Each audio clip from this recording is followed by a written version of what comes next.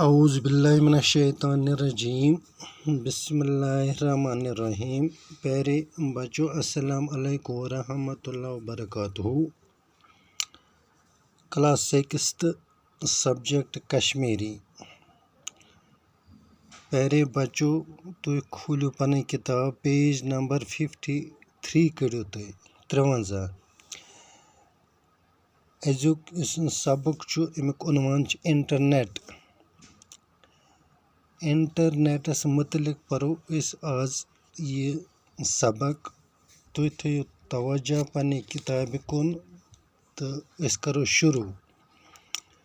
यानी सबक बनकन कह कशुर लफ्ज गोड परो अस अमे तुम थो ध्यान।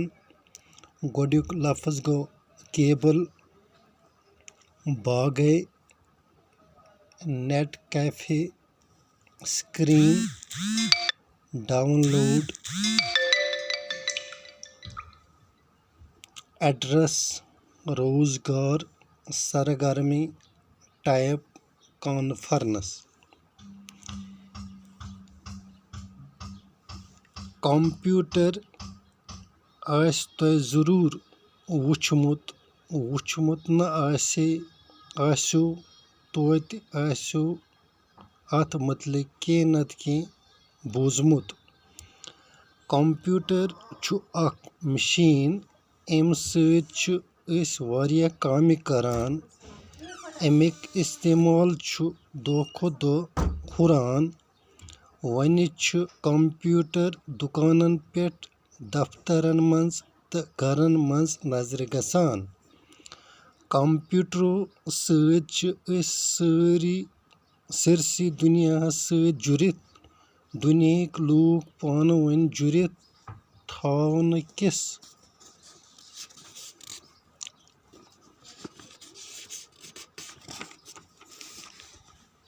तरीकस तो निज़ामस छु इंटरनेट वनान। यह गो जानकारी हुंद सु जाल युस अंदरी लूकन अक अकिस सत जुड़ित थावान छु।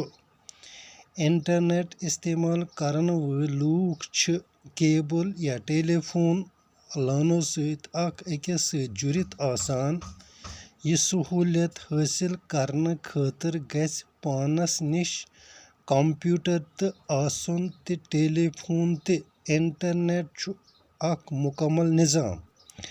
इंटरनेटस पेट जानकारी या शिश थावन वोल छु पन्नुन अक खास एड्रेस थावान। सो जानकारी लबन खातिर छु तसुंद एड्रेस दस्याब आसन जरूरी। युस कंप्यूटर इंटरनेटस सत जुड़ित आस तथ पेट छु सु खास एड्रेस पेवान टाइप करुन। हना परन पत छु कंप्यूटर के स्क्रीनस पेट सु जानकारी खसान युस अस परित हेकान छु या डाउनलोड करान छु। अमुक मतलब गो अस छु इंटरनेट के खजान मंज जानकारी हासिल करित पानस निस कंप्यूटर मंज सामित थावान। खजान गो इंटरनेट सु बागए यथ मंज इतला तो तमाम जानकारी संभरित आसान छु। अत छु सर्वर वनान।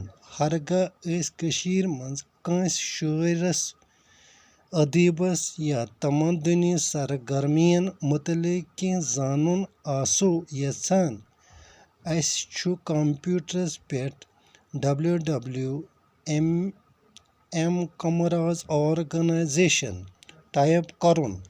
सारी जानकारी खस स्क्रीनस पेट पाने। बाकी बरो सुबस इंशाल्लाह।